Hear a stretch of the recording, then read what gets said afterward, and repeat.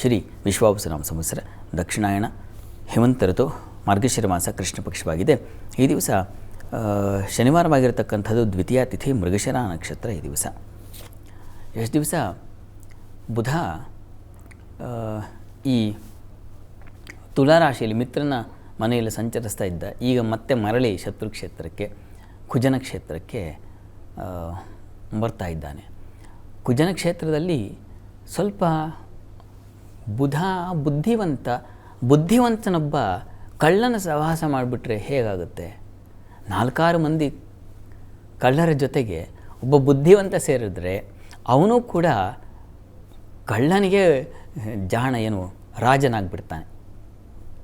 ಆ ರೀತಿಯ ಬುದ್ಧಿಚೌರ್ಯ ಹೀಗಲ್ಲರೂ ಅವಿವೇಕಿಗಳ ಹೀಗೆ ಅದನ್ನು ಲಾಪ್ಟಾಯಿಸಬೇಕು, ಹೀಗೆ ಅದನ್ನು ತೊಂದರೆ, ಈ ಥರದ್ದೊಂದು ಬುದ್ಧಿ ಬಂದುಬಿಡುತ್ತೆ. ಆ ರೀತಿಯ ಒಂದು ಮನಸ್ಸಿಗೆ ದುರ್ಬಲತೆ ಬರುತ್ತೆ. ಎತ್ತಣಿಂದಲೋ ಗಾಳಿ ಮೋಹ ಬೀಜವ ತಂದು ಬಿತ್ತಲಾರದಿ ಮನದಿ ಮಂಕುತಿಮ್ಮ ಅಂತಾರಲ್ಲ, ಎಲ್ಲಿಂದಲೋ ಗಾಳಿ ಒಂದು ಬೀಜವನ್ನು ಎಲೆಯನ್ನು ಮತ್ತು ತಂದು ಒಂದು ಕಡೆಗೆ ಎಸೆಯುತ್ತೆ, ಅಲ್ಲಿ ಮೊಳೆಯುತ್ತೆ ನೋಡಿ ಕೆಟ್ಟ ಫಲ ಅನ್ನೋದು. ಹಾಗಾಗಿಬಿಡುತ್ತೆ. ಯಾರ್ದೋ ಮನಸ್ಸಿಗೆ ಯಾವುದೋ ಸಂದರ್ಭದಲ್ಲಿ ಕೇಳಿದಂಥ ಮಾತು ಜಾಗೃತ ಆಗಿಬಿಡುತ್ತೆ, ತನ್ನ ಮೂಲಕ ಅದು ಇನ್ನೇನೋ ಫಲ ಕೊಟ್ಬಿಡುತ್ತೆ. ಆ ರೀತಿ ಸಾಧ್ಯತೆ ಬುಧನಿಂದಾಗಿ ಅಂಥದ್ದೊಂದು ತೊಡಕುಗಳು ಉಂಟಾಗಿಬಿಡುತ್ತೆ. ಅಲ್ಲಿ ದ್ಯೂತ ಅಂತ ಹೇಳಿ ಮೊದಲನೇ ಪದವೇ ದ್ಯೂತ ರಣವ, ಜೂಜು, ಬೇಡದೇ ಇರತಕ್ಕಂಥದ್ದು ಇನ್ಯಾವುದೋ ಒಂದು ಚಟ, ಅದಕ್ಕೆ ದುಡ್ಡು ಸುರಿಯೋದು, ಆಶೆ. ಈಗ ಒಳ್ಳೆಯದು ಕೆಟ್ಟದ್ದು ಯಾವುದು ಅನ್ನೋದ್ರ ಅರಿವಾಗೋದಿಲ್ಲ. ಯಾವಾಗ ಮನಸ್ಸಿಗೆ ಮಂಕು ಕವಿಯುತ್ತೆ, ತಾನು ಮಾಡಿದ್ದೇ ಸರಿ, ಇನ್ಯಾರು ಹೇಳಿದ್ದು ತಪ್ಪು ಅಂತ ಅನ್ನಿಸ್ಲಿಕ್ಕೆ ಶುರುವಾಗುತ್ತೆ, ಅನ್ನಿಸ್ತಾ ಇರುತ್ತೆ. ಒಳ್ಳೆಯದಲ್ಲಪ್ಪ ಇದು ಅಂತ ಅಂದರೂ ಕೂಡ ನಿನಗೆ ಗೊತ್ತಿಲ್ಲ, ಬಾಯಿ ಮುಚ್ಕೊಂಡಿರು, ಇಷ್ಟೇ ಹೇಳೋದು. ಯಾಕೆ ಅಂದರೆ ಬುದ್ಧಿ ಆ ಮಟ್ಟಕ್ಕೆ ಕವಿದು ಬಿಟ್ಟಿದೆ, ಸಂಘವಶಾತ್ ಹಾಗಾಗ್ಬಿಡುತ್ತೆ. ಈ ಬುಧ ಈ ಶತ್ರು ಕ್ಷೇತ್ರದಲ್ಲಿದ್ದ ಸಂಚರಿಸುವಾಗ ಆ ರೀತಿಯ ಒಂದು ತೊಡಕುಗಳನ್ನು, ತೊಂದರೆಗಳನ್ನು, ವಸ್ತುತಃ ಬುಧ ಸ್ನೇಹಿತರನ್ನು ಪ್ರತಿನಿಧಿಸ್ತಕ್ಕಂಥದ್ದು. ವಾಕ್ಕರ್ಮ ಕೃದ್ಬೋಧನ ಅಲ್ಲಿ ಹೇಳುತ್ತೆ, ಬಂಧು ಮಾತುಲ ಸುಹೃದ್ ವಾಕ್ಕರ್ಮ ಕೃದ್ಬೋಧನ ಅಂತ ಇದೆಯಲ್ವಾ. ಇವೇ ಬಂಧುಗಳ ಜೊತೆಗೆ ಬಾಂಧವ್ಯ ಹಾಳಾಗಿಬಿಡುತ್ತೆ. ಸ್ನೇಹಿತರ ಜೊತೆ ಸೇರಿಕೊಂಡು ಮಾಡಿದ್ದೇನಪ್ಪ ಅಂತಂದರೆ ದರೋಡೆ, ಈ ಮತ್ತೊಂದು ಲೂಟಿ, ಈ ಥರದ್ದು ಶುರುವಾಗ್ಬಿಡುತ್ತೆ. ಈ ರೀತಿ ಆಗಿಬಿಡಬಾರ್ದು. ಬುಧನ ಪ್ರಭಾವ ಕುಜಕ್ಷೇತ್ರದ ಸಂಚರಿಸುವಾಗ ಸಾಲ ಮಾಡುವಂಥ ಪ್ರವೃತ್ತಿ ಆಗಬಹುದು, ಚರ್ಮಕ್ಕೆ ವ್ಯಾಧಿ ಉಂಟಾಗ್ತಕ್ಕಂಥದ್ದು ಆಗಬಹುದು, ಬುದ್ಧಿಯಲ್ಲಿ ವಿಚಿತ್ರವಾದ ಆಲೋಚನೆಗಳು ಉಂಟಾಗ್ತಕ್ಕಂಥದ್ದು, ಹೀಗೆ ಅನೇಕ ಬಗೆಗಳಲ್ಲಿ ಬುದ್ಧಿಗೆ ವ್ಯಾಧಿ ಉಂಟು ಮಾಡ್ತಾನೆ. ಹೀಗಾಗಿ ಹುಷಾರಾಗಿರಬೇಕು.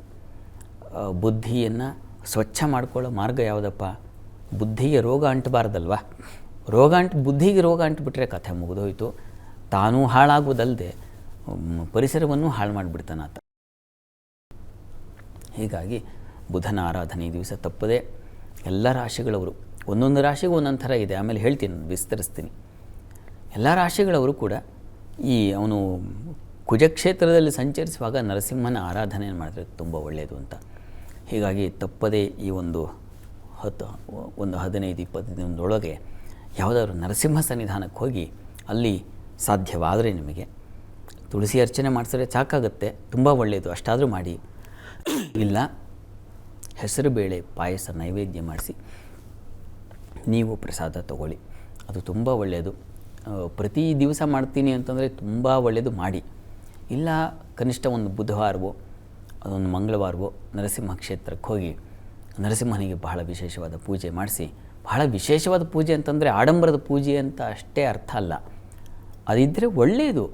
ನರಸಿಂಹಸ್ವಾಮಿಗೆ ಅಲಂಕಾರ ಮಾಡಿ ಒಂದು ವಿಶೇಷ ಹವನವೋ ಮತ್ತೊಂದೋ ಮಾಡಿಸಿದ್ರೆ ತಪ್ಪಲ್ಲ, ಅದರಿಂದ ಮತ್ತಷ್ಟು ಅನುಕೂಲವೇ ಉಂಟಾಗುತ್ತೆ. ಸಾಮಾನ್ಯರು ಭವ್ಯವಾದ ಆರಾಧನೆ ಹೇಗಪ್ಪ ಅಂತಂದರೆ ಮನಸ್ಸಿನಲ್ಲಿ ಇನ್ನೊಂದರ ಸಂಗ ಮಾಡದೆ, ಮನಸ್ಸಿಗೆ ಇನ್ನೊಂದನ್ನು ಅಂಟಿಸಿಕೊಳ್ಳದೆ ಭಗವಂತನನ್ನೇ ವ್ಯಾಪಿಸಿಕೊಂಡಾಗ ಅದು ಆರಾಧನೆಯ ಔನ್ನತ್ಯ ಆಗುತ್ತೆ.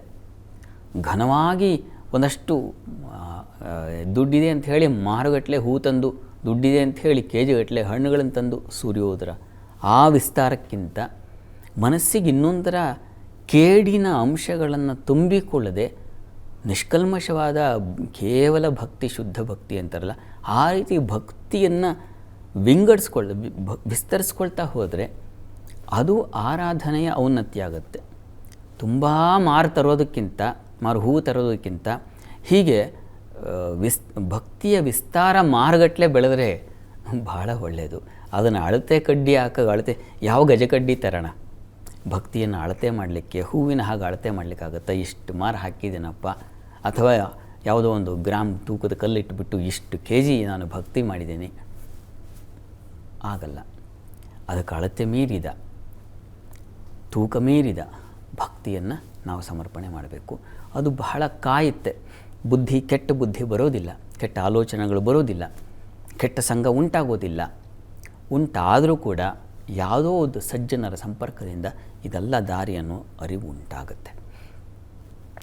ಈ ಬುಧನ ಸಂಕ್ರಮಣ ಇಷ್ಟೆಲ್ಲ ಚಟುವಟಿಕೆಗಳಿಗೆ ಕಾರಣವಾಗಿಬಿಡುತ್ತೆ. ಹೀಗಾಗಿ ಬಹಳ ಎಚ್ಚರಿಕೆಯಿಂದ ಇರಬೇಕು.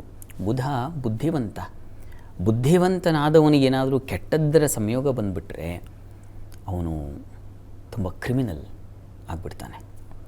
ಹೀಗಾಗಿ ಅದಕ್ಕೆ ಆಸ್ಪದ ಕೊಡಬಾರ್ದು. ಮಕ್ಕಳ ಕಡೆಗೆ ಗಮನ ಇರಲಿ, ಅವರ ಸ್ನೇಹಿತರ ಕಡೆ ಗಮನ ಇರಲಿ, ಅವರ ವರ್ತನೆಗಳೇನು, ಅವರು ಯಾರ ಜೊತೆಗಿದ್ದಾರೆ, ಏನು ಹೆಚ್ಚು ಕೆಲಸ ಮಾಡಿ, ಯಾವುದರಲ್ಲಿ ಮಗ್ನರಾಗಿದ್ದಾರೆ, ಇದ್ರ ಕಡೆ ತುಂಬ ಗಮನ ಕೊಡಿ.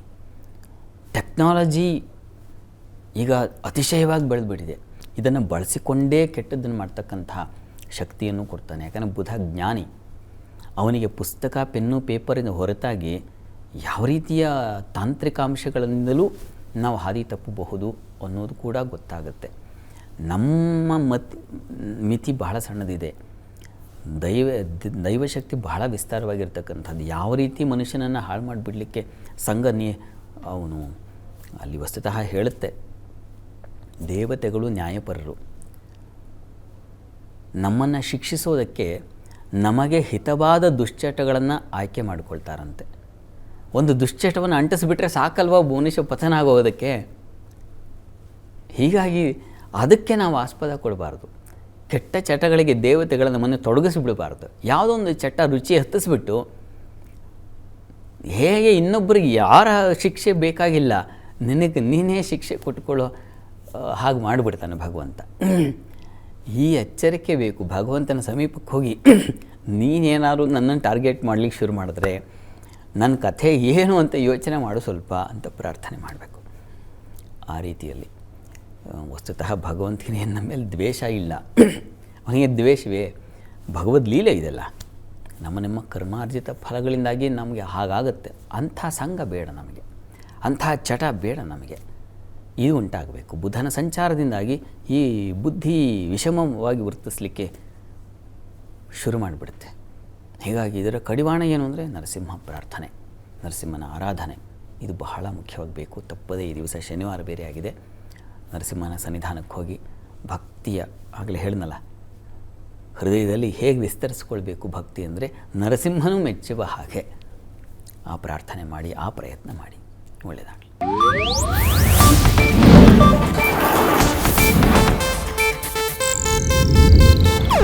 ಇದು ಏಷ್ಯಾನೆಟ್ ನ್ಯೂಸ್ ನೆಟ್ವರ್ಕ್ ಪ್ರಸ್ತುತಿ.